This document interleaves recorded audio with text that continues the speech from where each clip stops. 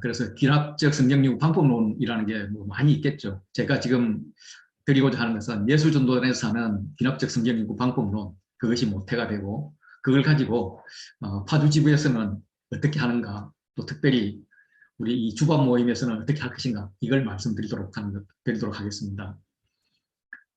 귀납적이라는 단어에 대해서부터 먼저 말씀을 드릴게요. 지금 이제 사진에 보이는 게 별인데, 별. 태양을 도는 별들, 행성이라고 하죠. 수성, 금성, 뭐 이런 지구 같은 것을요. 그런데 태양 둘레를 도는 별이지만은 이렇게 동그랗게 도는 게 아니라 타원형으로 도는 그런 별들도 있습니다. 이걸 이제 혜성이라고 그러거든요. 혜성은 수성이나 금성처럼 이렇게 매일 볼 수 있는 그런 별이 아니죠. 어떤 혜성은 무려 한 150년에 한 번 지구에 나타난다고 합니다. 그래서 또 혜성이 긴 꼬리를 지금 그림같이 달고 나타나기도 합니다.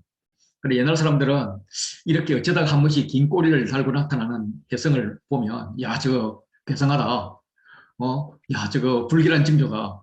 전염병이 돌 거다. 전쟁이 일어날 거다. 이런 소문이 왔다 갔다 했었습니다.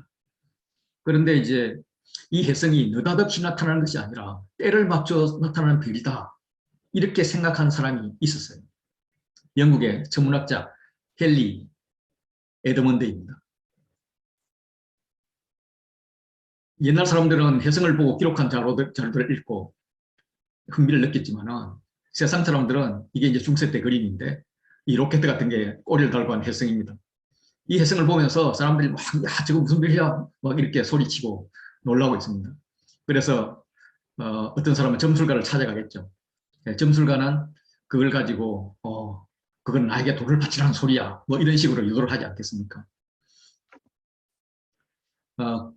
그런데 이때 점술가를 찾아가면은 점성술이 발달하겠죠. 많은 예언이 있을 것이고, 그리고 돈 거래가 왔다 갔다 할 것이고요.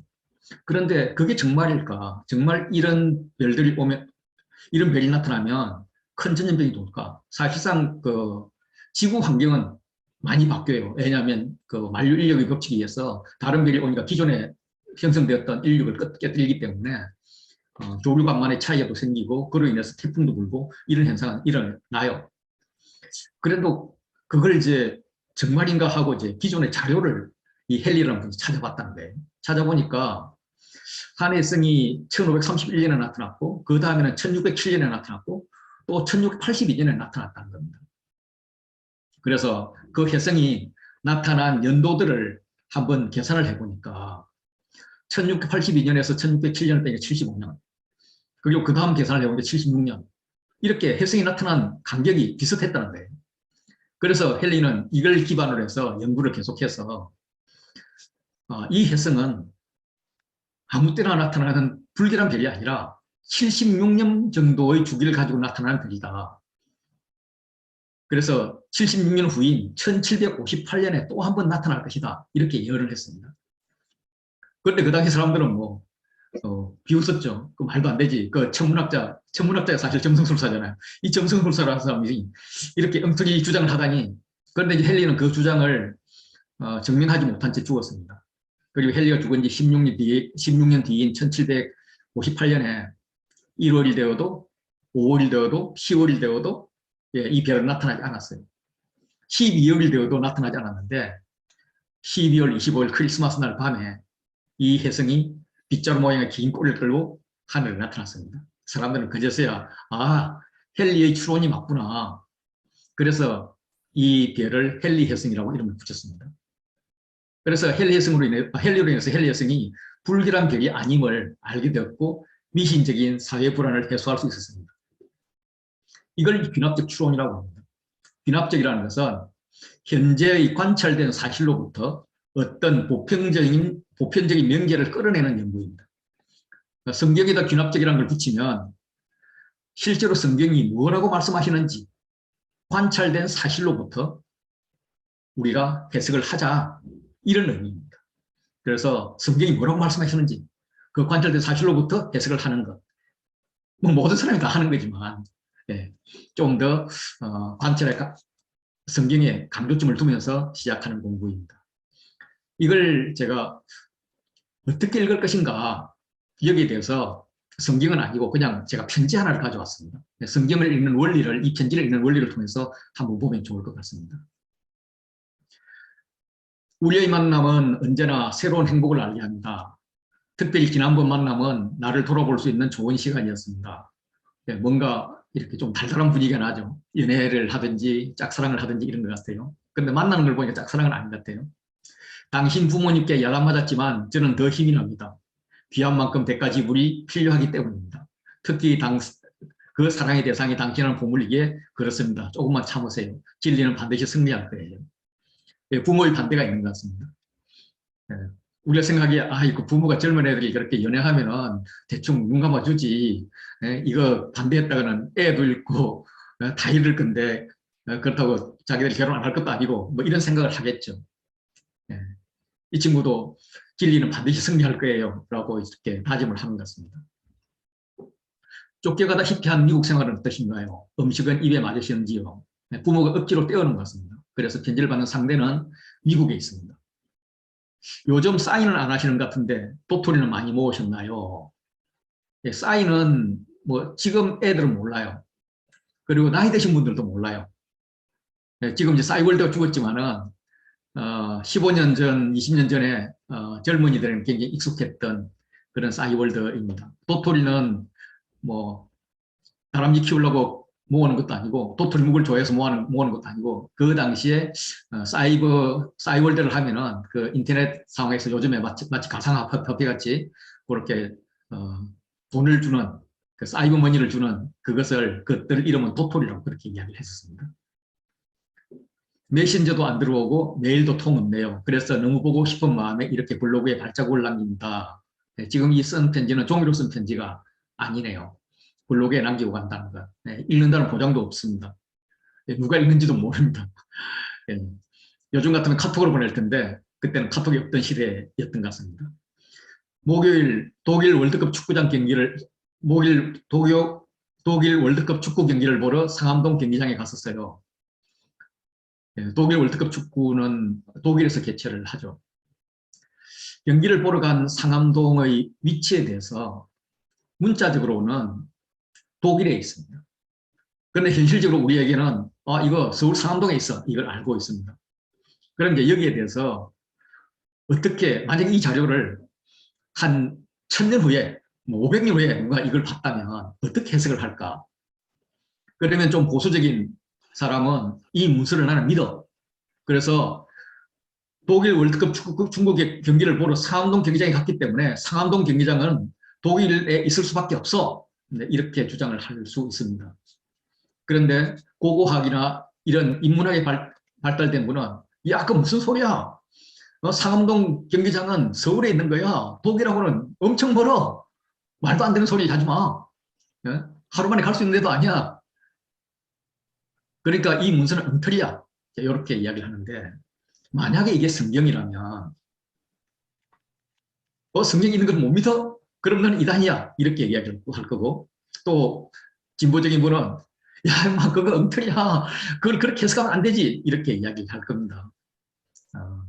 우리는 알죠. 독일 월드컵 축구 경기를 보러 상암동에 갔었던 시절이 있으니까요.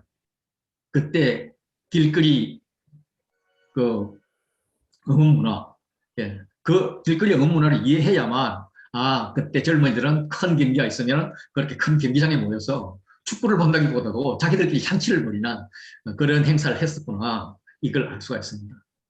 아쉽게 한국팀이 스위스에 졌답니다. 몇 대 몇으로 졌느냐? 이거는 그 당시의 상황을 잘 아는 사람만이 알 수가 있는 거예요. 관심 있는 사람만이. 물론 알 필요 없을지도 모르죠. 그래서 저 같은 경우는 1대0으로 졌다는 거 알죠. 편지가 쭉 진행되다가 제 비행기는 7월 10일 아침 10시 LA 공항에 도착합니다. 이렇게 끝이 납니다. LA 공항에 도착한다는 말은 LA 공항으로 마중 나오라는 말이에요. LA에서 7월 10일 날 만나자는 이야기예요. 그런데 이걸 모르고 안 읽고 그냥 넘어갔다면 이 사랑이 이루어질 수가 없겠죠. 대학 때 등록금 보내달라고 편지 써본 적 있으세요? 저도 학점이 이렇게 비실비실도 말했구나. 막 시들시들 해가지고, 이렇게 집에 가면 또 일해야 되니까 집에 가기 싫었었어요. 그래서 그냥 서울에 남아서 자취하면서, 어, 이렇게 학점이 가기 조금 지나서 이제 등록금 낼 때가 되면 어머니한테 편지를 보내죠. 뭐, 감은 이슬 앞부분은 그렇죠. 사랑하는 어머니, 내가 엄마를 얼마나 좋아하느냐 하면은, 뭐, 이러면서 옛날 추억도 조금 적고, 뭐, 이렇게 적지만, 마지막에 한 줄, 어머니 몇 월 며칠까지 등록금 보내주세요. 157, 뭐, 그때는 한 30만 했나? 35만 원입니다. 뭐, 이렇게 했다면, 우리 어머니는 그 편지 중에서 앞부분을 보고 울다가도 뒷부분에 이놈 자식 편지 보내라는 거구나 이것의 편지의 그 핵심을 알았었어요. 그런데 우리가 성경을 읽으면서 예를 들어서 요한 3서를 읽으면서 사랑하는 자여 내 영혼이 뭐 이렇게 시작하면은 우리가 축복성하잖아요. 사랑하는 자여 내 영혼이 잘됨과 같이 그러면서 막 그냥 자기한테 대입시켜서 울고 하다가 막 중간에 핵심적으로 나오는 야 순회 선교자를 잘 대접하라 이 말을 이 메시지를 못 읽는다면 그거는 성경을 읽는 자세가 아닌 거죠. 저희 어머니는 제 편지를 읽을 자세가 되어 있어서 한 번도 등록금을 제때 안 주신 적이 없습니다. 그렇게 우리는 성경을 읽어야 되겠다는 거죠. 그리고 이제 마지막 부분에 한강이 보이는 남산타워에서 당신의 사랑 두원 이렇게 보냈습니다. 그러면 이제 여기 계신 분들은 제 이름이 강두원인 걸 아니까 아 강두원이 저때 연애했구나 이렇게 상상이 갑자기 가실 거예요. 그런데 정말 이 두원이 강두원인지 김두원인지 박두원인지 모르잖아요. 그냥 두원인지. 독일 월드컵 축구 경기가 2006년에 있었거든요. 2006년에 저는 이미 결혼했고 애들도 있었고요. 예수전도단 간사로 사역 중이었습니다. 네, 그래서 저 두원은 강두원일 리가 없어요. 만약에 강두원이라면 저는 되게 나쁜 놈이죠. 네. 그래서 아니면 저기 가짜 편지든지 이 편지를 이해를 하기 위해서 이 두원이 저 강두원이라고 한번 가정을 하고 한번 생각을 해보시죠. 제가 강두원이 썼는데 이 편지를 받는 사람이 지금의 제 아내라면 이 편지는 여러분들에게는 의미 없어도 저한테는 굉장히 의미가 있죠. 그래서 우리 아이들에게 야 이거는 우리 집 가구로 가져갈 거야. 복사해가지고 코팅해가지고 성경책 제일 앞에 끼워 넣어. 이렇게 해도 될 정도로 우리 집에서는 의미가 있는 거예요. 그런데 수신자가 지금 제 아내가 아니고 다른 여자라면 이거 공개해서 큰일 날 거죠. 지금 이런 데서 이 편지 이렇게 내놓고 그럴 게 아니죠. 수신자가 누구냐에 따라서 내용이 확확 달라질 수가 있습니다. 그런데 한 걸음 더 나아가서 내가 남자인데 수신자가 남자라면 이거는 뭐 그냥 몇 대 맞아야 될 일이잖아요. 앞에 뭐 진리는 반드시 승리할 거예요. 무슨 개뿔 진리. 부모가 정말 잘하고 있구만. 그거 당연히 말려야지. 쫓아내야지. 이런 생각이 들잖아요. 20년 전, 15년 전 편지에도 시대의 배경과 문화가 현재와 이렇게 많이 다른데 3,500년 전, 2,000년 전 편지는 얼마나 다를까? 그러면 그 편지나 그때의 글을 읽는 우리의 자세는 어때야 될까? 요걸 이제 생각하면서 제가 노아 홍수 이야기를 잠깐 말씀을 드릴게요.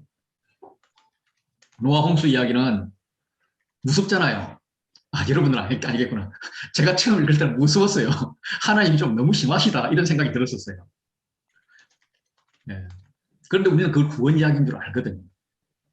이걸 웬만한 사람에게 이 끔찍한 노아 홍수 이야기가 처음 들은 사람들에게 어떻게 들렸을까?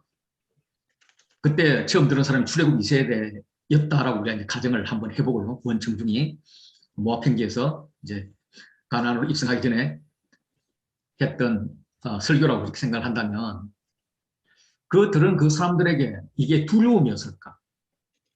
아니면 막 악인이 진멸되는 통쾌함이었을까? 아니면 위로와 격려였을까? 아니면 저같이 하나님 좀 너무 심하다. 좀 심하다. 이런 생각을 했을까? 이걸 상상해 보면 저는 대부분 사람들이 하나님 좀 심하셨다. 그렇게까지 뭐 심하게 이런 생각을 했을 거라고 생각을 합니다. 그런데 귀납적으로 알고 그 당시 문화 배경을 알면은 그것은 이 사람들에게 굉장한 위로와 격려였다. 이런 생각을 하게 되는 거죠. 그래서 이 성경을 읽을 때에 이제 문학 구조를 좀 봅니다. 문학 구조를 보면은 학자들은 이 노아 홍수 이야기를 교차 대꾸 구조로 많이 분석을 하고 있습니다. 그래서 노아의 세 아들이 나오고 노아의 세 아들이 나오면서 이렇게 대꾸가 됩니다. 제가 교차 대꾸 구조는 마지막에 좀 설명을 드릴게요. 그리고 6장 12절에 창조물이 타락하고 창조물과 새 언약을 이루는 이런 대꾸를 이룹니다. 멸하리라 멸하지 않겠다. 이런 대꾸로 뚝뚝뚝뚝 들어가면서 가운데에는 뭐가 나오냐면 하나님께서 노아를 기억하셨다는 거예요. 여기가 중요한 부분이기 때문에 학자들마다 교차 대꾸를 조금 다르게 만들어요. 자기 보는 관점이 있겠죠. 그런데 공통점은 8장 1절이 핵심이라는 거예요. 그래서 노아하고 홍수 이야기는 8장 1절을 기준으로 읽어야 된다는 거죠. 아주 간단한 분석, 날짜를 가지고 해봐요. 날짜를 갖고 하면은 7장부터 쭉 읽으면 7장 4절에 7일이 나와요. 또 10절에 7일이 나오거든요. 그리고 40주야가 나와요. 그리고 150일이 나옵니다. 그리고 8장 1절을 지나서 8장 3절로 가면 다시 150일이 나와요. 그러면 이제 감이 있는 사람은 그 다음에 40일 나오겠구나 하고 찾아보면 40일이 나와요. 그리고 77이 나오는 것 예상이 돼요. 교차대꾸 구조일 거니까. 히브리인들은 이렇게 많이 쓰니까. 날짜를 계산하면서 노아 홍수 이야기를 읽으면 두 번의 7일 구조나 40주야 50일이 이렇게 매치되는 것은 좀 어색해요. 막 이렇게 막 따지고 그래 보면 야, 뭐 이렇게 억지로 막 150일 끼워 넣은 맞췄나 이런 생각이 들어요. 그런데 억지로 그렇게 끼워 맞춰서 맞추는 이유는 뭐냐면 이 사건에 대해서 전달하고자 하는 메시지가 있다는 거죠. 그 메시지를 어디에 넣었느냐면 8장 1절에 넣었다는 겁니다. 8장 1절은 하나님이 노아와 그와 함께하는 방주에 있는 모든 짐승들, 들짐승과 가축을 기억해서 하나님이 이렇게 바람을 불게 했고 뭐 이런 이야기예요. 우리가 읽기에 창세기 홍수는 뭐 그냥 엄청난 홍수로 방주에 있는 사람과 동물 외에는 다 죽여버리는 그런 끔찍한 이야기지만 문학 구조에서 익숙한 원충 청중들은 이 8장 1절의 말씀을 듣고 격려받고 막 용기를 가졌다는 거죠. 어떻게 그게 용기를 가질 수 있을까? 하나님이 노아와 그와 함께 방주에 있는 모든 들짐승 가축을 기억하사 하나님이 바람을 땅에 불게 하시면 물이 줄어들었고 이게 용기가 될까? 지금 모세로부터 이 이야기를 듣고 있는 원청중은 모압 평지에서 요단강을 건너서 가나안으로 갈 준비를 하는 출애굽 2세대라고 봅니다. 그 아버지 세대는 가나안 지역을 정탐하고 돌아와서 12명 중에 10명이 안악자손을 두려워 했고 그 성읍 정복하는 것은 어렵다. 이렇게 이 말을 이제 좀 과장해서 이제 표현을 하다 보니까 회중들이 동조를 했고 하나님 노하셨고 그들은 광야를 보냈고 40년을 광야에서 돌아다니고 다 죽었습니다. 여호수아 갈렙 그리고 20세 미만 외에는요. 그 20세 미만의 애들이 광야 시절을 그 광야를 돌아다니면서 아빠 왜 우리는 맨날 여기서 왔다 갔다 해? 애국으로 돌아가든지 가나안으로 가든지 뭐 해야 될 거 아니야? 이렇게 물었을 겁니다. 그러면 아버지들이 이런 대답을 했을 거예요. 아니면 묻지 않아도 당부했을지 몰라요. 아빠가 젊었을 때 요단강을 건너서 가나안으로 갈 기회가 있었다. 그때 여호수아 갈렙을 비롯해서 12명의 정탐꾼이 다녀와서는 이 여호수아 갈렙을 제외하고는 가나안으로 가는 게 불가능하다고 반대하는 거야. 거기에는 성벽도 엄청 높고 거인 족속, 안악 족속도 있고 우리가 그들에 비하면 우리는 메뚜기라고 그러는 거야. 그래서 우리가 다들 동요를 했지. 여호사와 갈렙은 하나님 그 땅 주셨다, 정복할 수 있다 그렇게 했지만 우리는 10명을 믿었지. 그래서 오히려 여호사 갈렙을 돌로 치려했거든. 그때 하나님이 노하셔서 정탐한 40일을 하루 1년을 계산해서 40년 동안 광야를 돌게 하실 거야. 그래서 나는 이제 가나안으로 갈 소망이 없어. 나는 광야에서 죽을 거야. 나에게 소망이 있다면 너가 가나안으로 들어가는 거야. 어느 날 하나님께서 너에게 다시 요단강을 건너갈 기회를 주시면 그때는 두렵더라도 두말하지 말고 건너가야 돼. 가난을 정복해야 돼. 그렇지 않으면은 나는 40년인데 너희는 어떤 불이 떨어질지 몰라. 알았지? 반드시 가는 거야. 약속해. 이런 교육을 저는 했다고 봅니다. 안 했을 리가 없습니다. 그 아이들이 어른이 되어서 이제 요단강을 건너서 진격할 준비를 하고 있습니다. 그런데 가나안의 경비가 더 약해졌을까요? 안악자손이 많이 죽었을까요? 성이 더 많이 부서졌을까요? 아닙니다. 오히려 경비는 더 강해졌고 안악자손들은 그대로 있었고 성도 이전보다 튼튼했으면 튼튼해지지 약해지지 않았습니다. 그 증거로 과거에는 12명의 정탐꾼이 활개를 치면서 가나안 지역을 누비다가 돌아왔습니다. 포도송이 어깨 메고 이렇게 올 정도로 하는 것이 그들의 경비 태세였다면 출애굽 2세대 정탐꾼은 딱 2명 갔어요. 2명이 딱 갔는데 가자마자 뭐 어디 변빈 정탐도 못했어요. 그냥 들켜가지고 라합 집에 숨어서 막 전전긍긍하다가 라합이 하는 보고 타들어주고 돌아올 정도로 그쪽은 전쟁 준비를 잘 하고 있었던 거예요. 그러니까 그쪽으로 가야 될 이 출애굽 2세대의 입장은 출애굽 1세대보다 훨씬 더 두려움 가운데 있을 수밖에 없어요. 그런데 두렵다고 말을 할 수가 없는 거죠. 이들에게 노아 홍수 이야기를 하면서 핵심 메시지로 8장 1절 말씀을 주는 것입니다. 8장 1절 말씀은 기억하사 그리고 바람을 땅에 불게 하심에 물이 줄어들었고 이 두 말씀이 그들을 위로했다 이렇게 봅니다. 이걸 알려면 그들이 문화를 알아야죠. 예를 들면은 죽은 사람을 살리는 기적과 소경이 기머리를 고치는 기적이 있다면 그 두 개를 비교할 때 어느 것이 더 큰 기적일까? 뭐 예를 들어서 우리 목사님들 중에서 파주분들은 귀머리를 고치는 그런 기적, 물을 걷는 그런 기적이 있고 또 다른 분들은 죽은 사람 살리는 기적이 있다. 그렇게 하면서 야 성도들 어느 교회 갈래 그러면 당연히 죽은 사람 살리는 교회로 가겠죠. 그게 이제 우리나라나 이스라엘 제외한 거의 모든 나라의 문화이죠. 그런데 이스라엘은 당연히 귀머리를 고치는 물을 걷는 그런 분이 있는 곳으로 가는 거죠. 실제로 죽은 자를 살리는 정도의 기적은 선지자는 할 수 있다는 거예요. 엘리사도 죽은 사람 살렸습니다. 신약 시대에 와서도 바울도 베드로도 죽은 사람을 살렸습니다. 그런데 물리를 걷는 것, 소경과 기머거리를 고친 것은 하나님만이 하실 수 있는, 예수님만이 하실 수 있는 거라는 거죠.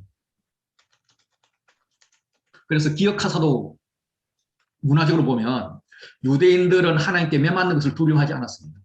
죄를 지었으면 당연히 벌을 받는 것이고 벌을 받고 나면 다시 하나님과 백성 관계가 회복되기 때문에 기왕 맞을 것이라면 빨리 맞는 것이 낫다고 생각하는 그런 자들이었습니다. 그들의 가장 두려운 것은 내가 이렇게 고생하고 있는데 고난 가운데 있는데 혹시 하나님이 나를 기억하지 못하는 게 아닐까 하는 것이었습니다. 그래서 그들이 부르짖는 기도를 보면은 하나님 기억해 주십시오. 잊지 말고 돌아와 주십시오. 이런 기도를 합니다. 그들이 두렵긴 하지만 두렵다고 말했다가는 어떤 복면이 떨어질지도 모르고 있는 그래서 말도 못하는 그 상태에서 모세는 노아 홍수 이야기를 지금 해주는 겁니다. 노아 홍수 이야기를 하면서 노아와 가족 그리고 방주에 있는 모든 들짐승 가축을 홍수 기간 내내 기억하고 있었다는 거예요. 그들이 200일 이상 방주 속에 가도 뭐 1년 이상 방주 속에 가둬둔 것이 아니라 그 방주 속에 안전하게 넣어놓고 계속 관심을 가지고 잊지 않고 계셨다는 거예요. 그들이 얼마나 두려웠겠어요. 막 처음에는 비가 위에서 떨어지고 배가 뜨는 것 하지 막 밑에서 물이 막 올라오고 막 엉망이었을 거 아니에요. 그들에게 하나님이 가만히 있지 않고 기억하고 계시면서 또 한 일이 바람을 땅 위에 불게 하셨다는 거예요. 그래서 물이 줄어들었다는 겁니다. 하늘을 좀 의인화시켜 보면은 배가 이렇게 떠 있어요. 떠 있으면 안에 물이 있다면 이 물 빨리 빠지라고 이렇게 불고 있는 그런 모양새를 보여요. 하나님께서 급하고 안타까운 마음에 빨리 물 줄어들어달라고 줄어들으라고 이렇게 바람을 불고 있는 이런 모양새라는 겁니다. 그만큼 하나님께서는 너희를 위해서 지금 일을 하고 계시다는 거죠. 너희는 모르지만. 그래서 가나안 입성을 눈앞에 둔 용사들에게 야, 니네들 떨고 있니? 두려워하고 있니? 노아 홍수 때 노아 할아버지는 배 안에서 얼마나 두려웠을까? 그들은 한 번도 경험하지 못했던 그런 비와 홍수, 막 처음 만나본 이런 어마어마한 상황, 이 가운데서도 그들이 두려워하지 않았던 것은 하나님이 그들을 계속 기억하고 돌보고 계셨기 때문이다. 기억하고 계셨을 뿐만 아니라 바람을 후후 불어서 그들이 빨리 안전하게 땅에 닿을 수 있도록 그렇게 뭔가를 하고 계셨어. 오늘도 하나님께서 너희를 기억하고 계시고 뿐만 아니라 너희가 가나안을 정복할 수 있도록 마치 노아의 홍수에 바람을 후후 불었듯이 뭔가 우리를 위해서 우리는 모르지만 그 일을 하고 계셔. 그 기억하시는 하나님. 바람을 불고 앞서서 뭔가를 하고 계시는 하나님. 이 하나님을 그들이 느꼈다면 그들은 당연히 이 말씀을 통해서 위로와 격려를 받았을 거라 그렇게 생각이 듭니다. 제가 이제 이런 생각을 좀 정리를 할 때 하나님께서 이런 마음을 탁 주셨어요. 야, 그래, 뭘 그렇게 복잡하게 해석을 하냐. 그냥 구약은 신약으로 해석하고 뭐 신약은 구약을 참고하면 되지. 구약으로 그냥 풍성해지면 되지. 뭐 이러시는 거예요. 그러면서 히브리스가 생각이 났습니다. 그래서 11장 7절에 믿음으로 노아는 아직 보이지 않는 일에 경고하심을 받아 경외함으로 방주를 준비하여 그 집을 구원하였으니. 이걸 보면서 그렇지. 노아 홍수는 구원 이야기지. 그런데 구원 이야기를 뭐 그냥 구원 이야기를 받아들이면 되겠구나. 이러면서 이제 확정을 했는데 이런 것들은 배경을 알면은 이제 해석은 누구나 할 수 있죠. 그런데 이제 그 배경을 알기 위해서 우리가 많은 시간을 투자해야 되고 또 이런 구조에서 뭐가 중요한지 이런 걸 알기 위해서 우리가 시간을 이제 투자를 해야 되는 것이죠. 그래서 이제 그 배경을 강조하고 구조를 강조하고 또 어떤 사람은 뭐 체험을 강조하겠지만은 우리는 이제 다양한 분들을 통해서 그들이 보는 관점 이걸 통해 이걸 가지고 나의 관점에 뭘 더해서 뭔가 나의 새로운 관점들 좀 더 하나님을 섭득하기 좋은 관점들을 만들어 가자 하는 것이 지금 이제 우리가 성경 공부를 하고자 하는 것입니다. 성경을 바르게 이해하려고 그러면 첫째는 앞뒤 문맥을 보면서 이해하는 것이 가장 좋죠. 아까 홍수 이야기에도 교차특구 구조로 분석을 해서 앞뒤 문맥상에서 가운데에 뭐가 있다는 걸 알 수가 있는 거죠. 그래서 한 구절 외워서 적용하는 것의 폐단을 막을 수 있습니다. 그래서 문맥을 통해서만 의미를 알 수 있는 것이 많이 있죠. 예를 들어서 사랑해라는 단어가 있다면 그 사랑해 하는 단어가 이제 평서문이라면 사랑한다 이 말이 되겠지만 명령이라면 사랑해, 너 사랑해야 되는 거야 이런 말이잖아요. 아니 의문문이라면 사랑해? 예.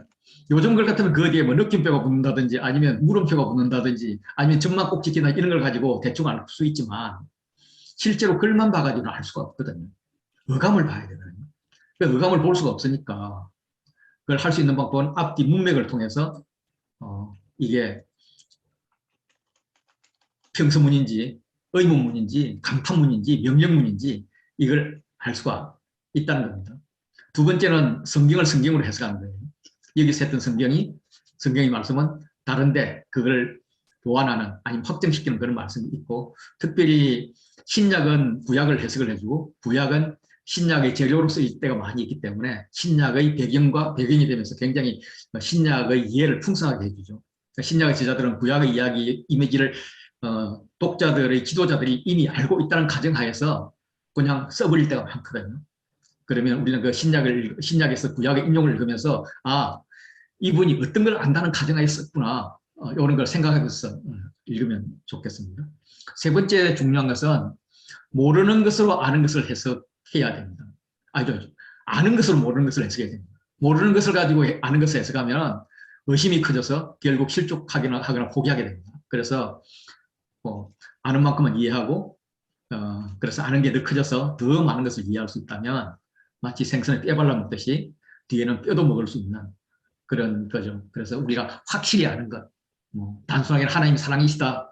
여기서부터 성경은 오류가 없다. 여기서부터 출발하면 될 것 같습니다. 이런 관점에서 예수 전도의 귀납적 성경 방법론이 만들어졌는데 이 방법론은 성경은 하나님의 책이다. 그분의 감동으로 된 책이기 때문에 성령님이 가르쳐 주심으로만 이해할 수 있다.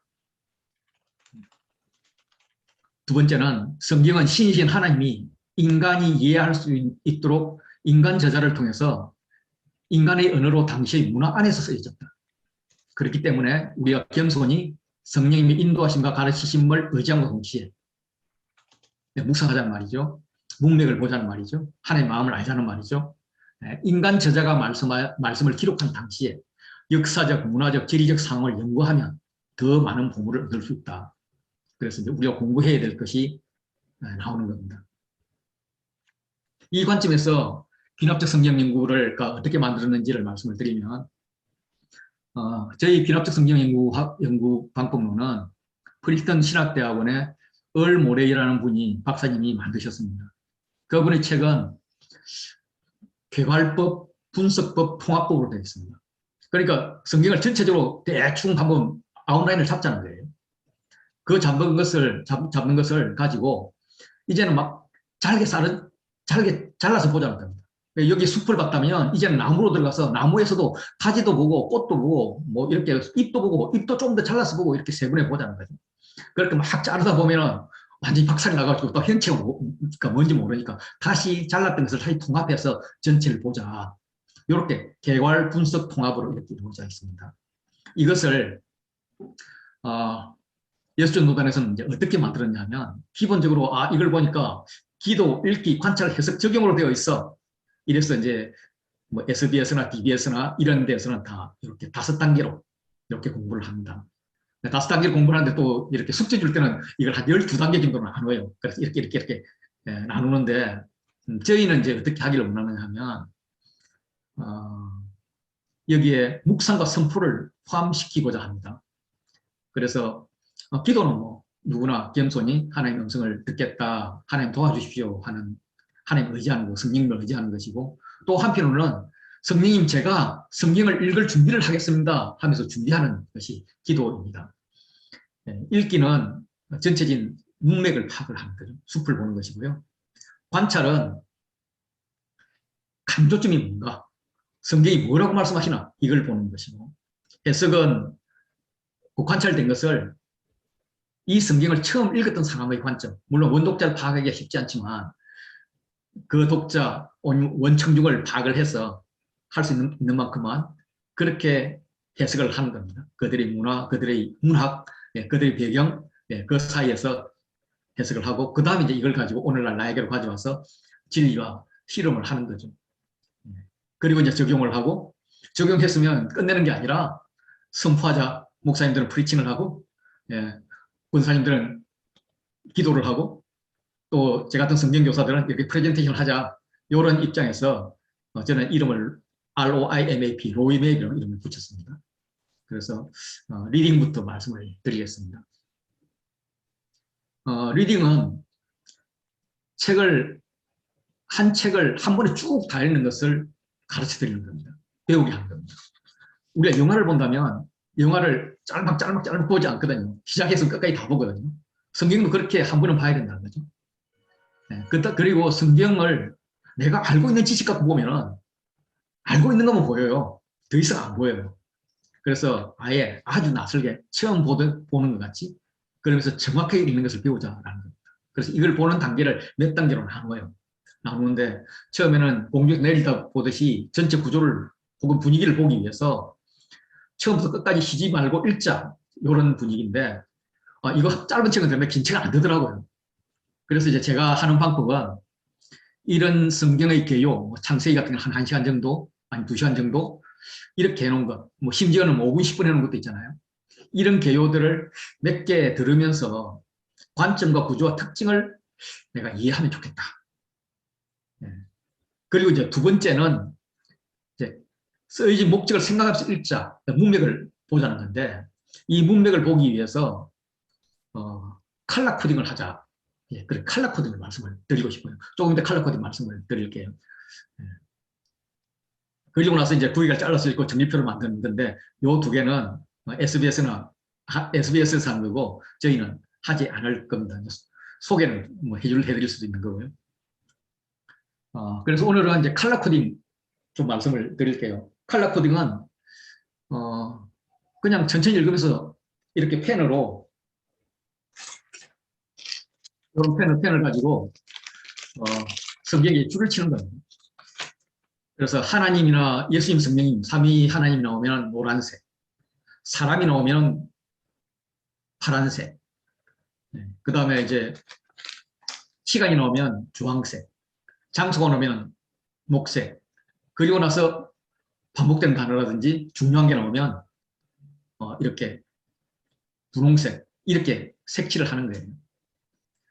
저는 이제 어떤 식으로 하느냐면 성경이 이제 좀 긴 책이든 짧은 책이든 1장부터 끝까지 노란색을 가지고 하나님을 찾아요.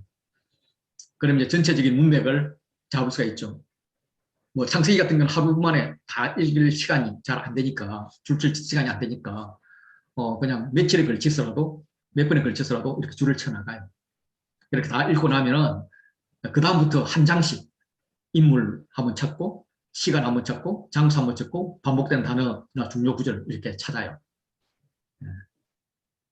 그래서 이 펜을 어떤 것으로 하면 좋을까?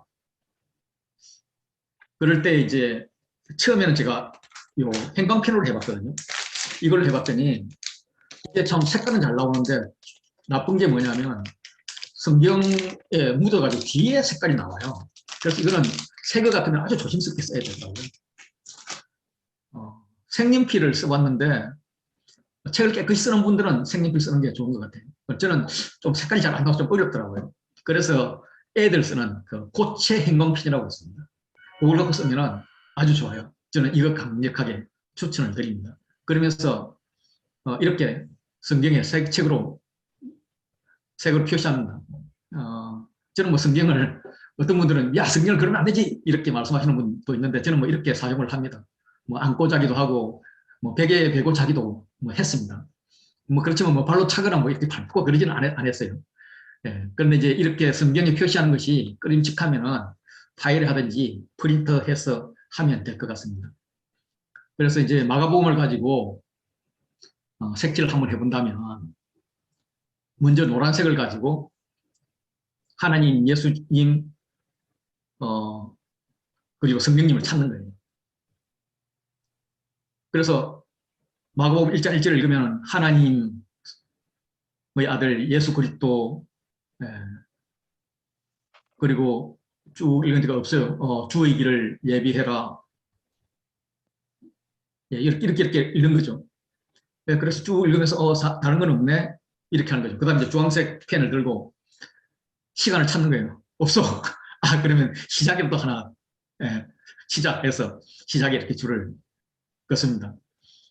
하다가 틀릴 수도 있어요. 뭐 어때? 고치면 되지. 그냥 넘어가도 되고요. 내가 보는 것이고 내가 성경 읽기 위한 것이기 때문에 누가 작품 전시할 게 아니기 때문에 그렇게 편하게 합니다. 저는 특별히 노란색 칠할 때가 좋았어요. 하나님 막 발견되고요. 그 다음에 이 주황색 가지고 막 쓰다 보니까 하나님 나왔어. 아까 놓쳤네 하면서 다시 노란색 펜 들어서 다시 줄 긋고 이렇게 합니다.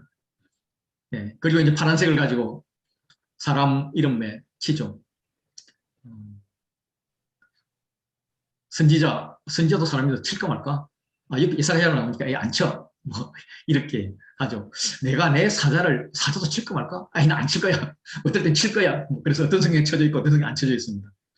네, 이렇게 해놓은 거죠. 왜 치는 자?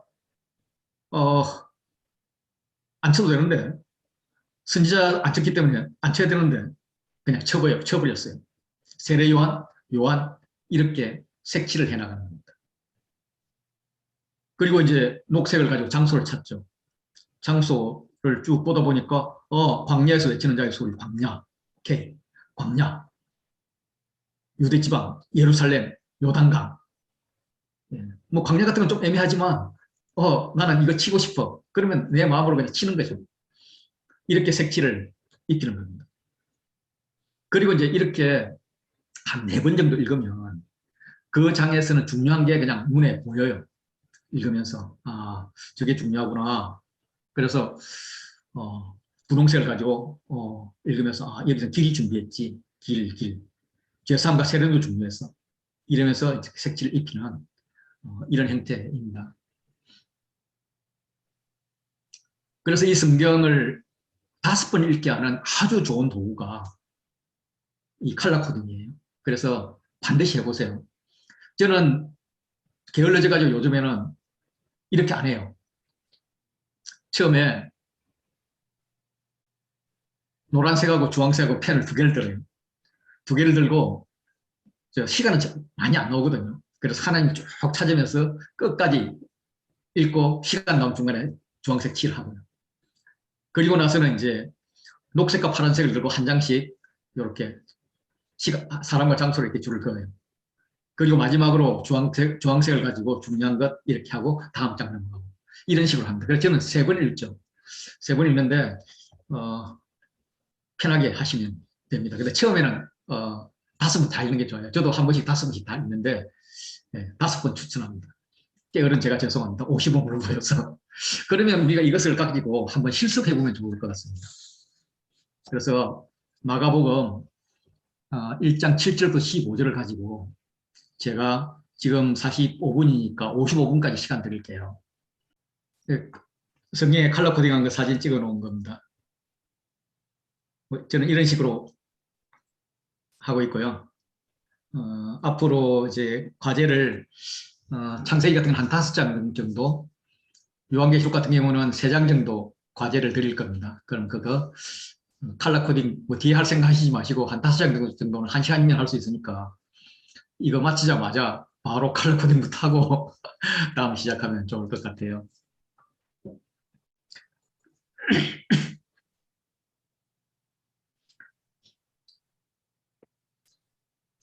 그래서 뭐 저는 이제 이렇게 아까는 하나님 예수 그리스도 분리했지만 그냥 하나님 아들 예수 그리스도 이렇게 다 칠을 했고요.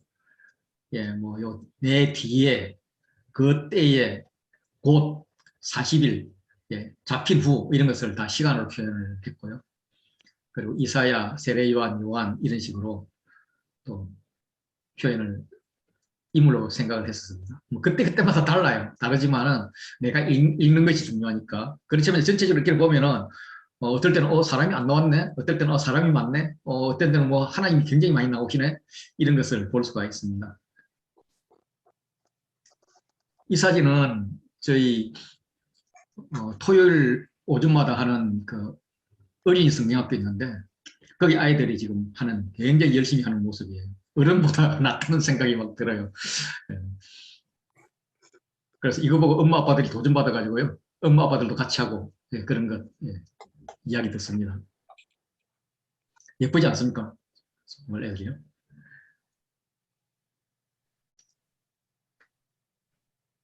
제가 창세기 10장 부분을 쭉 컬러 코딩을 해나간 건데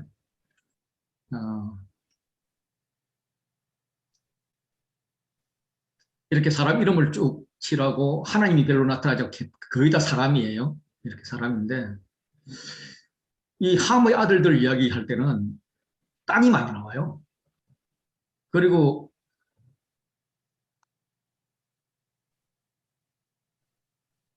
이렇게 땅들이 계속 나와요. 그래서 이거 보면은 사실 이제 구약에서 그 족장들은 다 나그네 정신으로 투철하잖아요. 떠나면 떠나라는 거고 땅 가지려고 애를 안 쓰잖아요. 정말 그 아브라함이나 뭐 아주 작은 땅 가진 게 우리가 막 그 땅이 지표가 막 이렇게 이야기할 정도로 없잖아요. 근데 땅이 이렇게 많이 나오는 거 보면은 얘들은 좀 탐심이 크구만 좀 질이 별로 안 좋은 것 같다 이런 걸 느끼죠. 셈의 계열을 보면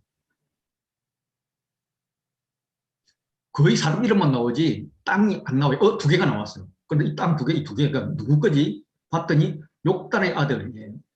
그리고 하나 더 위에 봤더니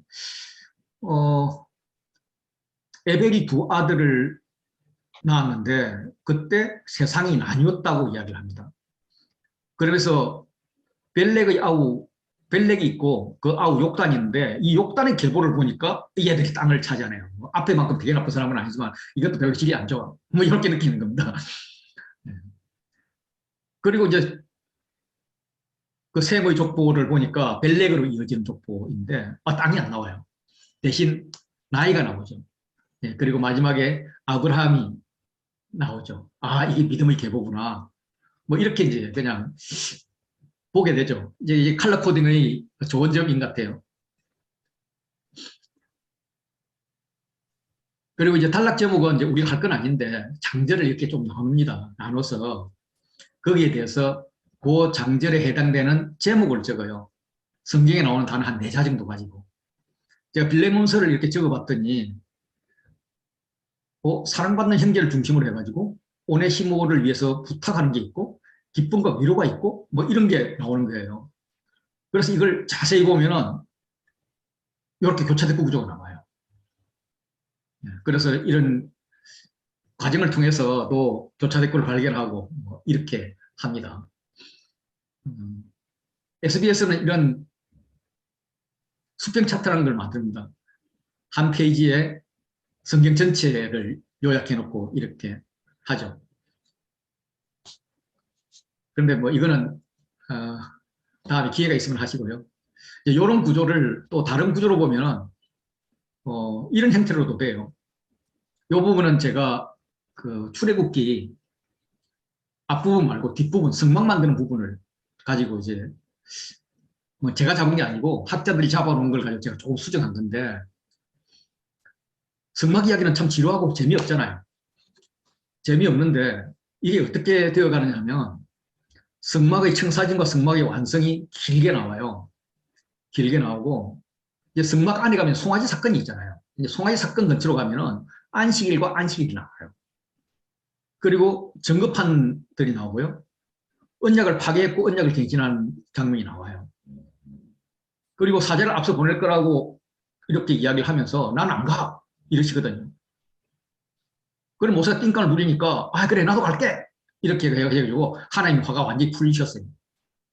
그리고 가운데 모세가 회막에서 대화하고 여호수아가 그걸 무지부르하는 장면이 나오는데 나중에 요 33장 요거 한번 읽어보세요. 6절부터 7절 이 음새가 전혀 연결이 안 돼요.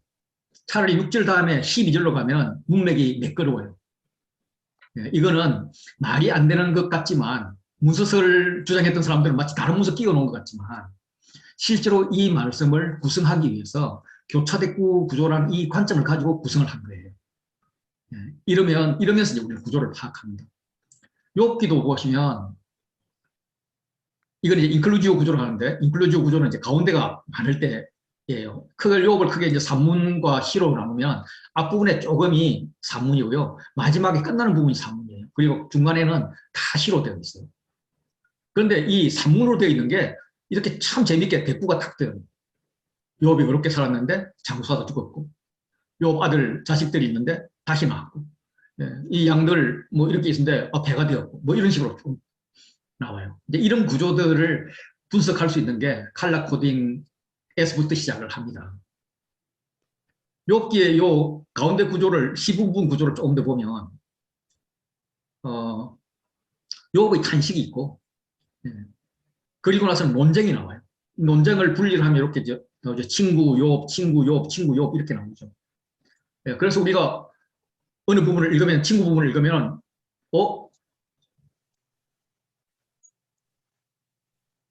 이 친구도 바른 소리, 헛소리들인데, 헛소리 중에서도 진리가 들어있네.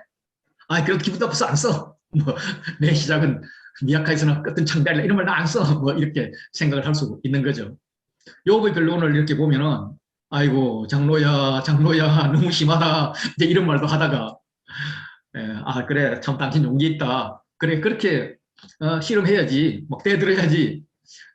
나도 하고 싶어. 하나님을 찾고 싶어서 그러는 건데, 뭐, 하나님도 싫어하시겠어? 이런 마음도 들다가.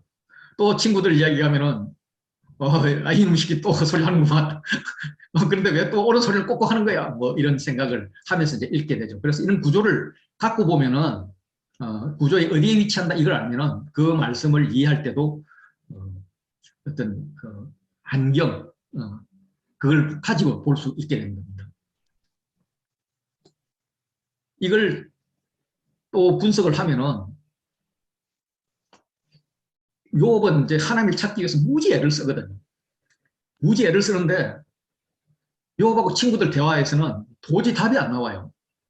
뒤에 엘리후가 등장해서 뭔가 장황하게 이야기를 하는데 답이 나올 것 같다가 또 안 나와.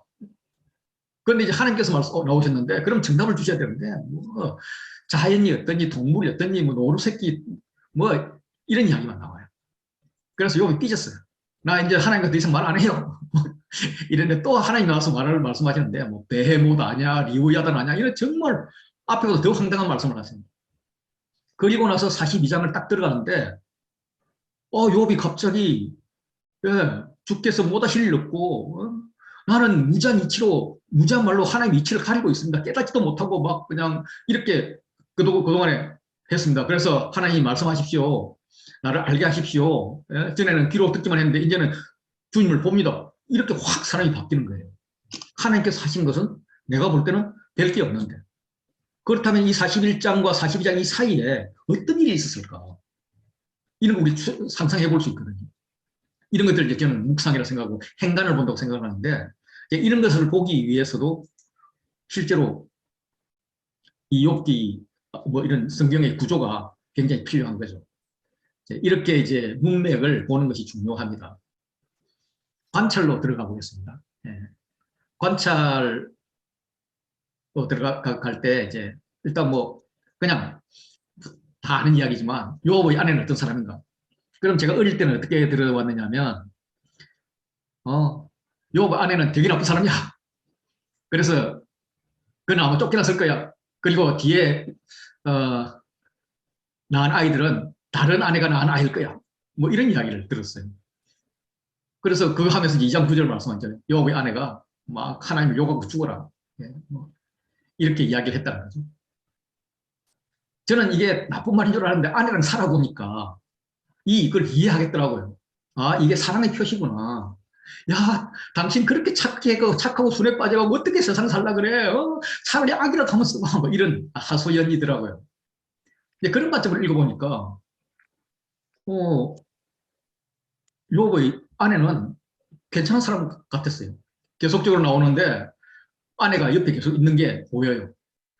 여전히 옆에 있고, 아내는 여전히 나를 싫어하지만, 그럴 정도로 내가 지금 비참하지만, 그래도 아내는 내 옆에 충실하게 있다. 만약에 내가 이렇게 다른 사람들이 유혹되면은 내 아내가 그 꼴을 당해도 좋다. 뭐 이런 식으로까지 이야기하면서 내 아내는 여전히 순결하게 그 자리를 지키고 있다. 이렇게 이야기를 해요. 그래서 뭐 해석은 각자 달라지겠지만 저는 이렇게 읽어요. 좀 더 자세히 한번 관찰해 보자는 거죠.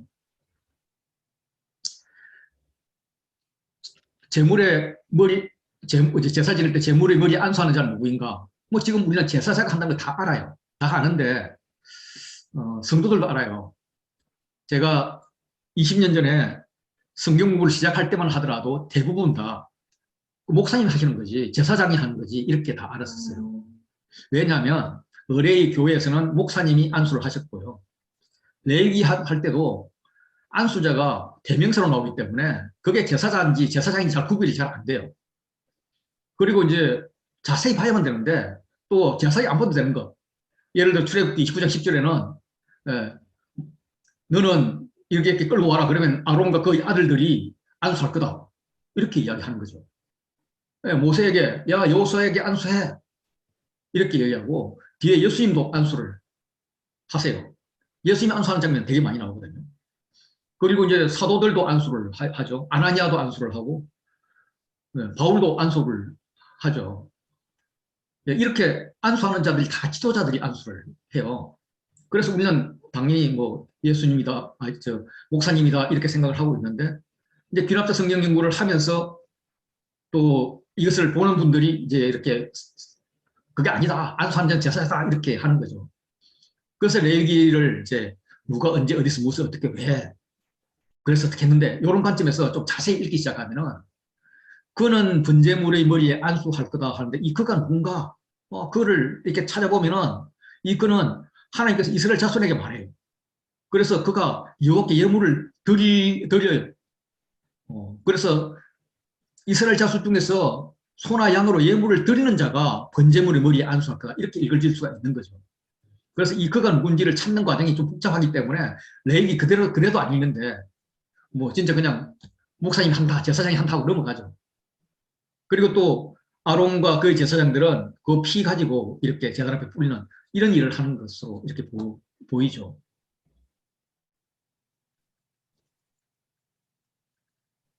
그런데 이제 제사장이 할 때도 있잖아요. 제사장이 할 때도 있는데 그때는 제사장이 제사장일 때 그렇게 이야기합니다. 이스라엘 온 회중이 죄를 지었어요. 그러면 회중들의 대표인 장로들이 안수를 해요. 역대기에도 속죄제의 장면이 나오거든요. 그러면 누가 안수하느냐 하면 왕과 회중들이 안수를 해요. 그리고 제사장들은 제단에 드리는 이런 일들을 하는 거죠. 이렇게 안수가 제사자가 하는 것이다 하는 의미에서는 그 제사자의 죄 혹은 제사자가 대표하는 회중의 죄를 제물에 증가하는 것이다. 이런 관점에서 제사자가 하는 거죠. 그래서 책을 자세히 볼 필요가 있어요. 그래서 예수전도대에서는 이걸 관찰하는 것을 관찰키라는 이름을 만들어가지고 굉장히 많은 것을 주요 인물, 대명사, 시간의 순서, 뭐 동사의 시제, 뭐 이런 뭐 반복, 비교 되게 많은 것들을 관찰하라고 그래요. 그럼 그 관찰을 하면 어떤 유익이 있는가? 네. 그거는 제가 시간이 없어서 동영상으로 보내드릴게요.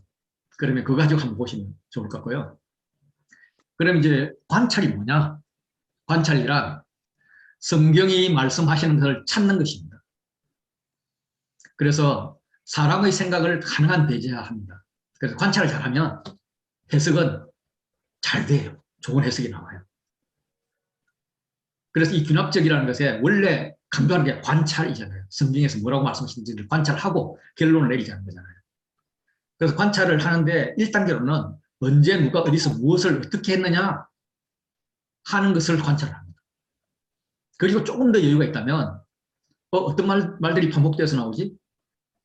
어떤 말들은 두 개를 왜 비교하고 대조하지? 명령도 있네?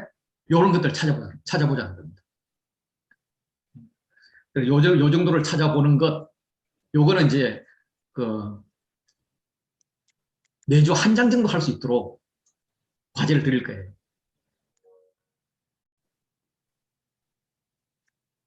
마가복음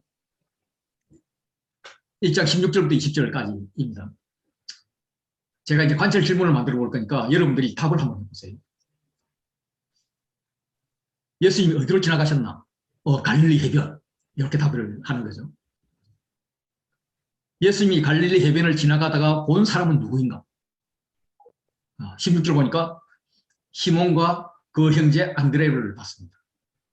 그리고 조금 더 가다가 야고보와 그 형제 요한을 보십니다. 세베대 봤나? 모르겠네요. 예. 세베대가 아버지 세베대를 버리고 오니까 풍군들 버리고 오니까 세베대도 보고 풍군들도 봤겠네요.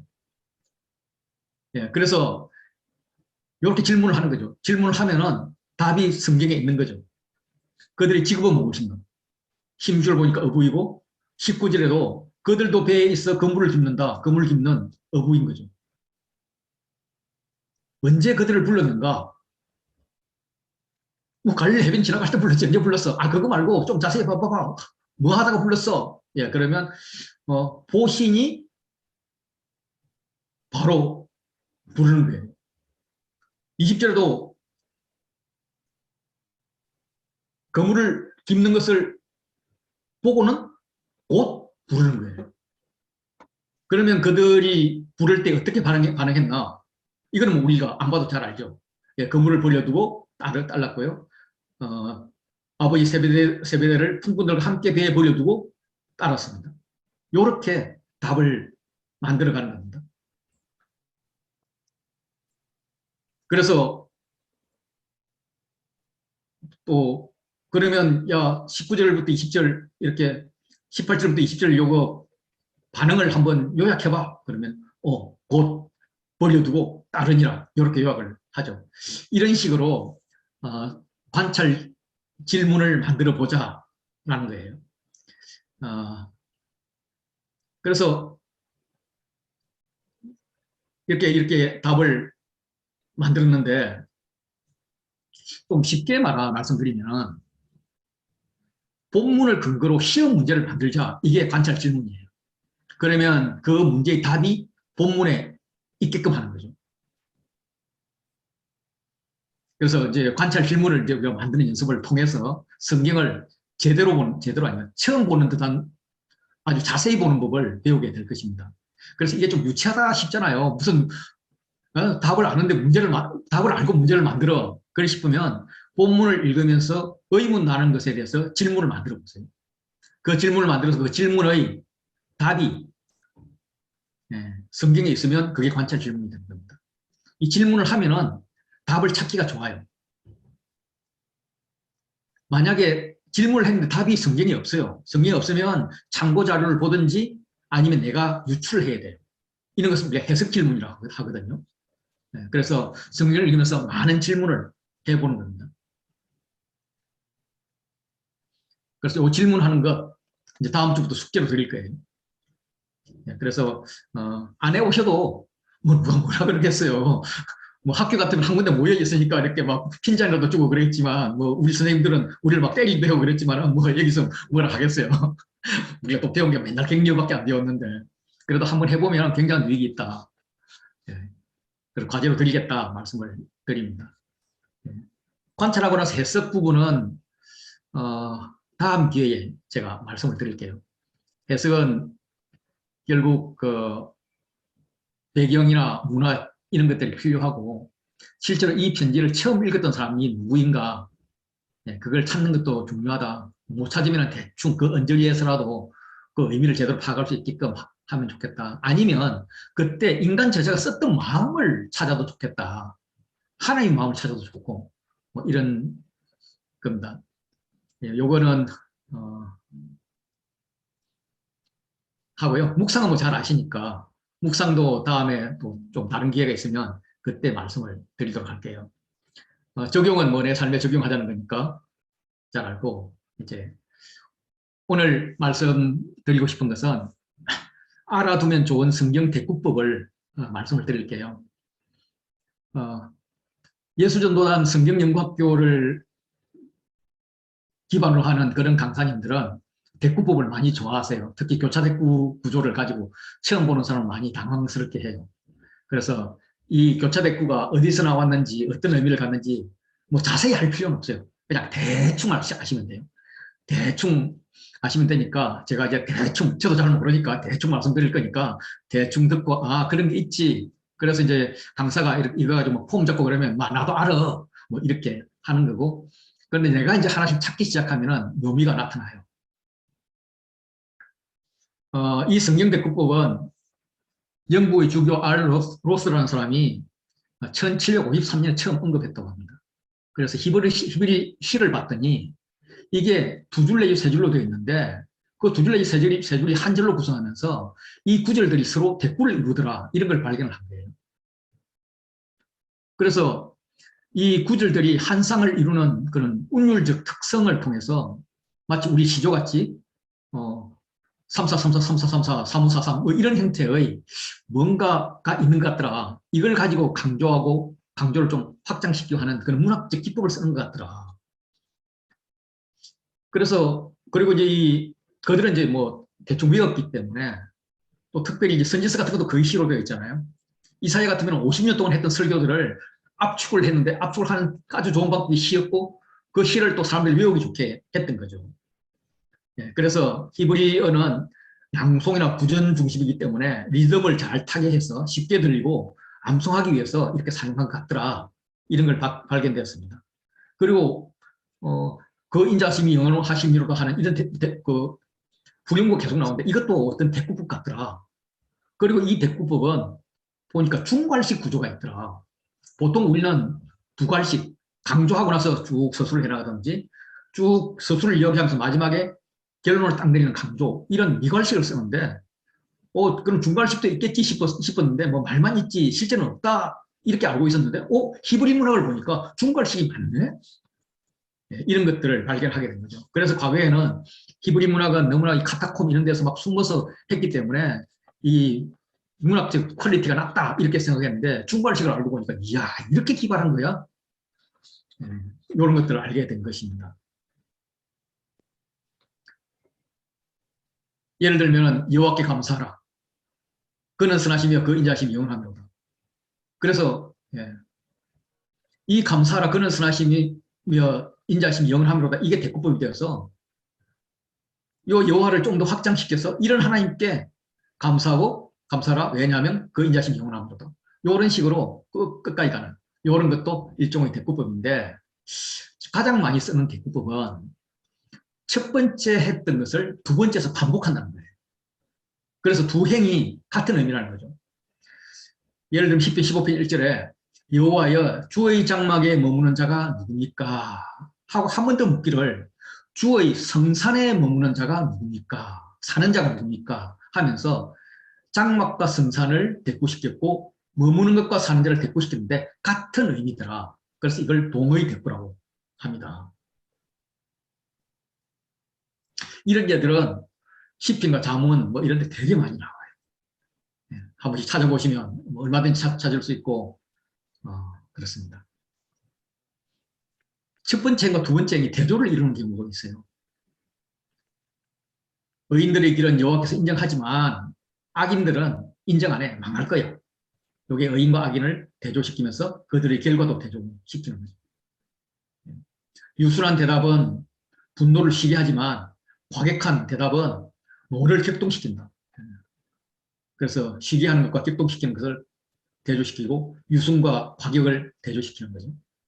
이런 걸 이제 반의 대꾸, 두 개가 완전히 반대라는 거죠. 그리고 나서 이제 지금부터는 진짜 알 필요 없는 건데 이렇게 뭐 상징 대꾸 뭐 이런 게 있어요. 이제 이게 뭐냐면 처음 거는 좀 직설적이고 예를 들어서 하나님이여 사슴이 시냇물을 찾기에 갈급합니다. 갈팡같이 그게 구체적으로 뭐냐 하면 내 영혼이 주를 찾기에 갈급합니다. 이러면서 두 번째는 직위와 은유의 방법으로 사용을 하는 거죠. 또 뭐 이렇게 상승 대꾸라는 게 있어요. 동의 대꾸면서 앞에 식구를 좀 더 진일보한 그런 의미를 담고 있습니다. 그래서 너희들 영광과 능력을 여호와께 돌려. 그걸 구체적으로 어떻게 돌려? 여호와께 그 이름에 합당한 영광을 돌리는데 거룩한 옷을 입고 여호와께 예배하고 뭐 이렇게 하는 거야. 뭐 이런 대꾸라는 겁니다. 점청 대꾸는 앞에 말을 받아서 계속 발전시키는 겁니다. 내가 산을 향해서 눈을 들리라. 나의 도움이 어디서 올까? 그 도움 여호와께서부터 오지. 이런 식입니다. 왜 이렇게 이제 뭐 대꾸의 방법들을 막 만들어 나갈까? 아마 이거는 박사님들이 그러지 않았나 이렇게 생각을 합니다.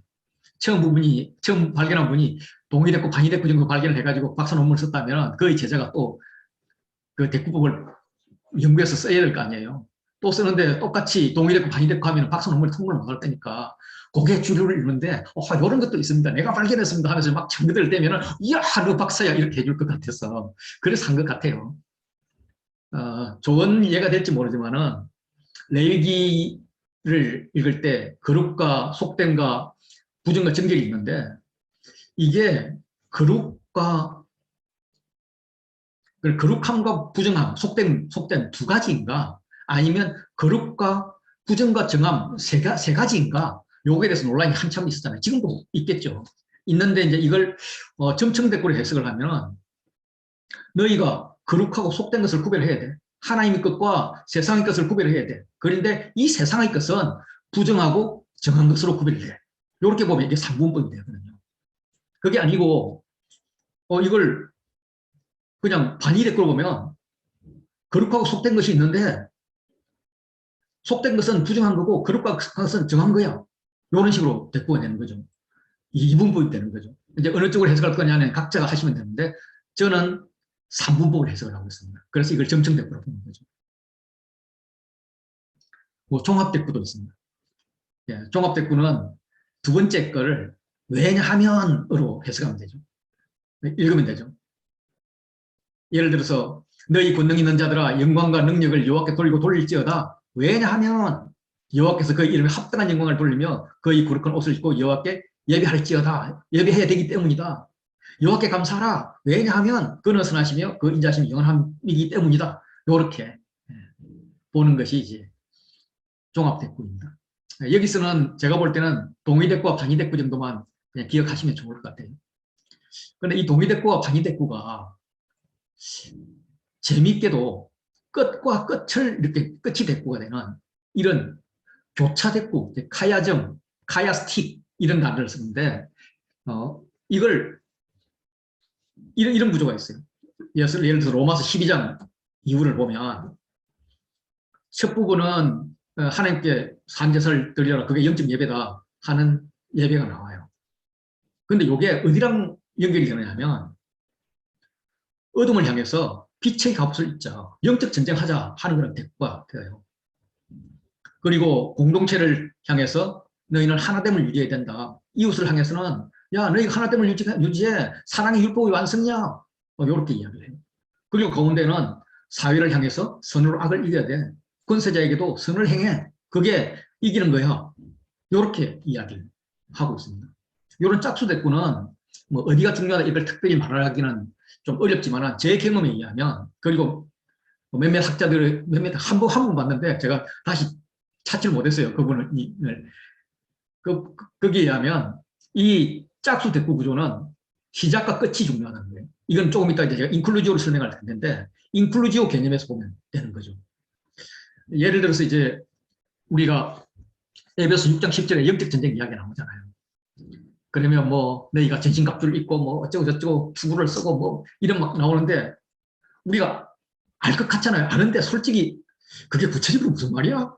그러면 설명하는 걸 전부 다 자의적으로 해석을 하지 않습니까? 왜 우리가 그것을 대해서 해석을 제대로 못하느냐 하면 에베소스라는 편지는 이미 바울과 많은 교감이 있었던 잘 아는 사람들에게 보낸 편지예요. 잘 아는 사람에게 보낸 편지는 기본적으로 아는 것이 있는데 그것은 이야기하지 않고 이야기하는 편지만 쓰는 거거든요. 그러니까 제3자인 우리는 모르는 거죠. 예. 마치 젊은 애들이 자기들끼리 속닥속닥 하는 것을 들어도 모르듯이 그런 거인 거죠. 그런데 바울이 자기도 생판 모르는 사람에게 보낸 편지가 있는데 그게 로마서잖아요. 그러니까 로마서가 어렵다고 하지만 사실은 우리 입장에서는 다른 편지보다 쉬운 것이 모르는 사람에게 친절하게 써줬기 때문이에요. 그러면 에베소에서도 모르는 게 있으면 로마서를 한번 볼 필요가 있죠. 그래서 도대체 전신갑주가 뭐야? 그러면 그는 이 갑옷이라는 말인데 이 갑옷이라는 말이 이사야서에 나오고 또 그걸 이렇게 인용한 로마서에 나와. 빛의 갑옷의 입자로 나와. 그럼 그게 무슨 말이야? 뭐 이렇게 보면 이렇게 교차대꾸 구조로 되어 있네. 그러면 빛의 갑옷을 입자는 영적 전쟁을 하자는 말은 그게 어둠을 향해서는 그런 영적 전쟁이지만 사탄의 세력이 아니라 하나님을 향해서는 예배를 드리는 거네. 그래 하나님께 예배 드리는 거는 사탄을 대적하는 게 이렇게 매치를 시킬 수가 있는 거죠. 이게 이웃에 대해서는 어떻게 할까? 공동체를 향해서는 어떻게 할까? 사회를 향해서는 어떻게 할까? 이것도 같은 말이 될 수 있겠네? 이런 범주로 해석을 하고 할 수가 있습니다. 어쨌든 이런 대꾸법 이런 것들이 재미가 있고요. 바울의 편지나 이렇게 편지들은 보면 대충 다 시작과 끝이 같아요. 바울의 편지 같으면 은혜와 평강으로 시작해서 은혜로 끝나요. 대부분. 그래 그게 뭐냐면 이 편지는 은혜의 편지입니다. 이 편지로 인해서 은혜가 더해지기를 원합니다. 그래서 안에 은혜의 말씀을 읽자. 이렇게 되면서 이 왼쪽을 예를 들어 이제 빌레몬서를 보면 예수 그리스도의 은혜가 나오고요. 끝날 때 예수 그리스도의 은혜가 나와요.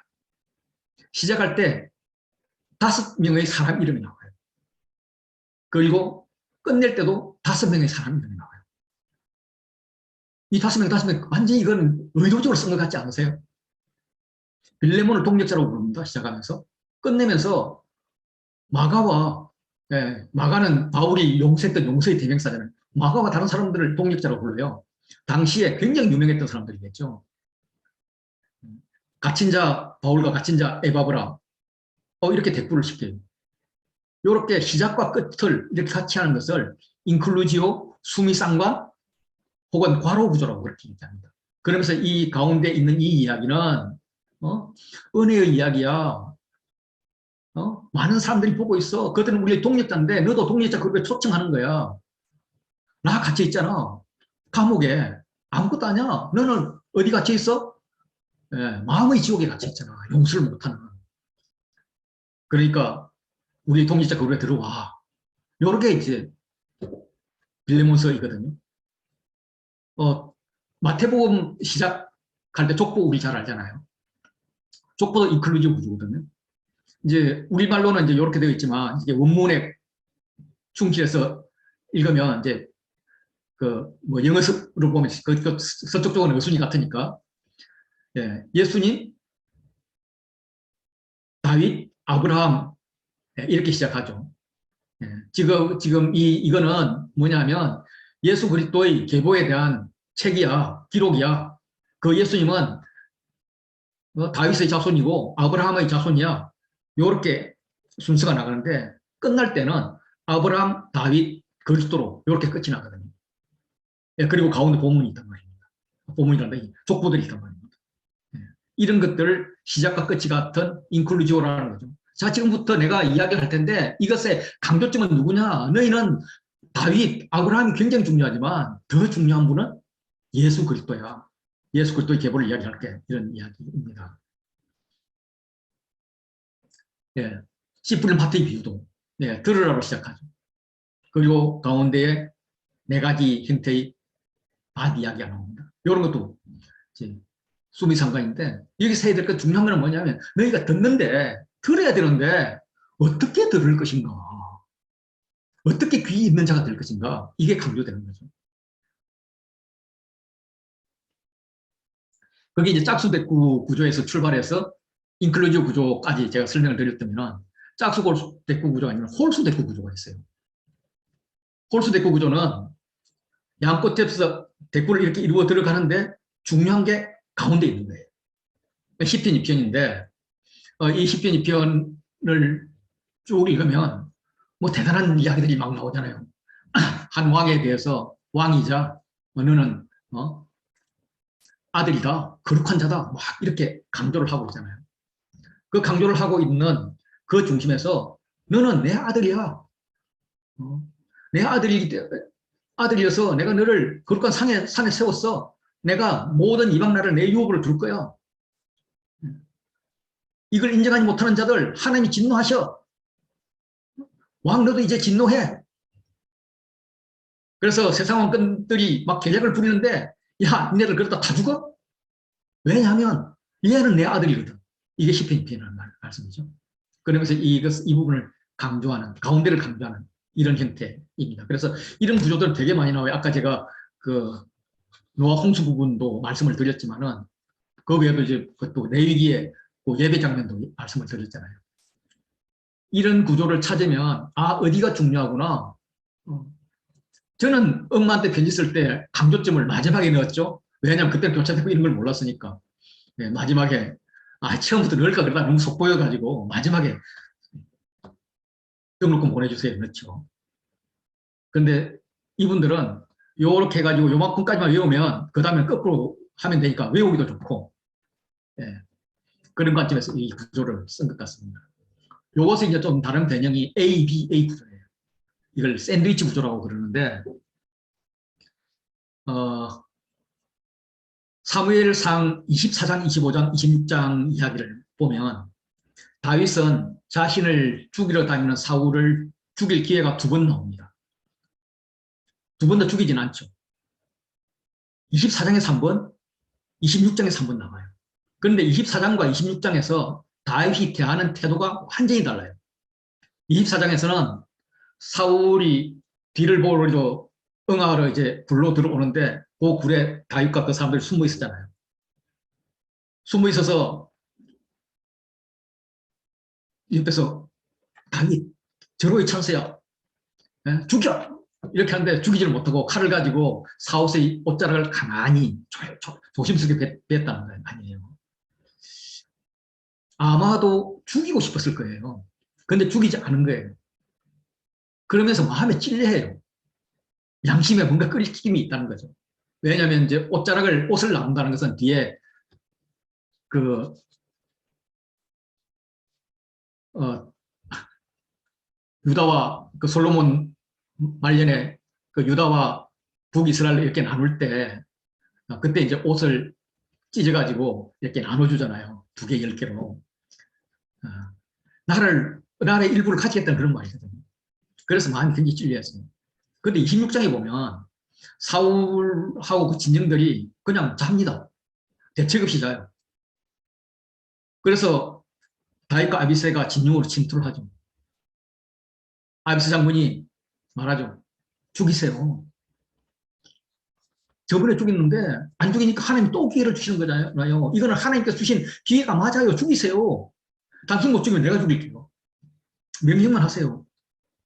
그런데 다윗은 전혀 미동도 하지 않고 아니야 죽이지 마. 차하고 물병만 가지고 가자. 이렇게 단호하게 이야기를 합니다. 어떻게 24장과 26장의 차이가 다윗의 태도가 이렇게 차이가 있을까? 요걸 설명한 게 25장이라는 거죠. 25장은 나발과 아비가일 이야기가 있습니다. 사무엘이 죽자 다윗이 라마 바라 광야로 피신을 하죠. 거기에 나발이라는 부자가 있었는데 그들의 양치기를 보호해 줍니다.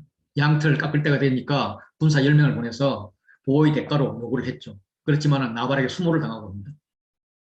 나발의 부하를 받았다니까 뭐 다윗이 수모 당한 거나 마찬가지니까 화가 나가지고 군사를 이끌고 나발을 죽이러 갑니다. 여기까지 이야기를 보면 오늘날 영화에서 폭력 조직이 자기 나발이 관리하다가 그래서 그 관리하는 대가로 돈을 받는데 주지 않으면 응징하는 거랑 똑같습니다. 그런데 나발의 아내 후에는 다윗의 아내가 된 아비가일이 이 사실을 알고 와서 다윗을 말리죠. 주의 손으로 피를 흘려서 보복하는 거 하지 마십시오. 이거 여호와께서 막으신 겁니다. 그래서 당신은 왕이 될 사람인데 당신이 보복해서는 안 됩니다. 이런 말을 이야기하죠. 다윗이 미인계에 빠졌는지 그 말이 옳았는지 옳다고 여겼는지 어쨌든 옳게 여기서 돌아갑니다. 돌아가서 집에 있는데 한 열흘 후에 나발이 죽었다는 소식을 듣거든요. 어떻게? 하나님이 치셨어요. 그때 다윗이 깨닫는 거죠. 그래. 하나님께서 하시도록 하나님께 맡겨야지. 그걸 내가 선악을 판단해서 내가 죽이는 것은 옳지 않아. 이런 걸 아는 거죠. 그렇기 때문에 이때도 자기는 억울하고 힘들지만은 하나님께서 두 사람에게 기름 부으신 이유가 있을 거야. 나보고 죽이라고 하는 건 아닐 거야. 하나님께서 하시는 것을 내가 따라가야지. 이런 마음으로 죽이지 않았다는 겁니다. 만약에 다윗이 나발을 죽였다면 어떻게 됐을까? 그거는 조폭 수준에서 벗어나지 못했을 거예요. 만약에 다윗이 사울을 죽였다면 어떻게 됐을까? 통일왕국의 왕이 되지 못했을 거라고 봅니다. 사울이 죽고 나서 그 비리비리한 이스보셋입니까? 갑자기 생각이 안 나네. 왕이 되었는데도 상당히 오랜 기간 통일을 시키지 못했었어요. 그만큼 사울왕국은 강했습니다. 만약에 사울을 다윗이 죽여서 그 아들 요나단이 왕이 됐다면 요나단이 물론 다윗을 사랑했지만 자기 아버지를 죽인 자에게 어떻게 나라를 줘요? 왕을 줘요? 못 주죠. 사울 때에도 맨날 도망다니고 그 아들 때에도 그렇게 힘을 쓰지 못했는데 요나단 같이 거의 다윗에 버금가는 자가 왕이 되었다면 왕은 물론 하나님께 다른 방법을 하셨겠지만 꿈도 꾸지 못할 그런 상황이에요. 그런데 다윗이 선과 악의 판단을 하나님께 올려드렸더니 하나님께서 어떻게 하시는지 지켜보았더니 하나님께서 나발도 처리해 주셨고 왕권 문제도 하루아침에 다윗과 요나단이 전쟁에 죽게 함으로써 처리를 하고 후에 12지파의 왕으로 추대를 하게 하잖아요. 예, 그래서 이 ABA 구조에서는 A와 A-를 해석하는 기반이 B에 있다는 겁니다. 이게 샌드위치 구조입니다. 우리가 이 구조를 아주 재밌게 볼 수 있는 것이 마가복음 그 야이로의 딸 이야기입니다. 마태복음에도 마찬가지죠. 예. 그 이야기를 보면 예수님께서 이제 세 번째 백길 여행으로 유대 지역으로 돌아왔습니다. 그때 이제 호숫가에 계시는데 야이로라는 회당장이 예수님 앞에 와서 자기 딸 살려달라고 그렇게 이야기를 하죠. 그 당시 회당장이라는 건 사회적으로 상당히 대단한 위치인데 예수님 앞에 자기 딸을 위해서 구원, 치유를 위해서 무릎을 꿇죠. 그래서 예수님이 회당장 집으로 가는데 회당장 마음은 바쁜데 이 가는 것을 방해하는 자가 나타난 거예요. 뭐 사람들도 붐비고 거기다가 이방 여인이 나타나서 열대를 헬루증으로 알아온 여인이 나타나가지고 예수님을 붙잡는 거죠. 그 예수님은 뭐 그래도 뭐 그냥 지나가면 좋을 텐데 또 그걸 야 누가 그랬어? 그 제자들이 아니 이렇게 사람 많은데 누가 그랬는지 어떻게 알아요? 그런데 아니야 어떻게 했어? 이러면서 그 여인을 부르잖아요. 그러면서 여인에게 고백을 하지 않습니까? 여인이 두려워해서 그 앞에 모든 사실을 이야기하니까 예수님께서 따라 내 믿음이 너를 구원하였으니 평안히 가라. 내가 병에서 놓여서 건강할지어다. 이러면서 그 믿음을 칭찬을 한단 말이에요. 그리고 나서 다시 야이로 딸에게로 시선이 옮겨집니다. 그래서 회당 집에 갔더니 딸이 이미 죽었습니다. 그래서 이제 선생님 더 모실 필요 없습니다. 예, 이러는데 예수님께서 하시는 말씀이 두려워하지 말고 떠들지 말고 믿기만 하라 하면서 믿음을 말씀하세요. 그래서 회당경 사람들에게는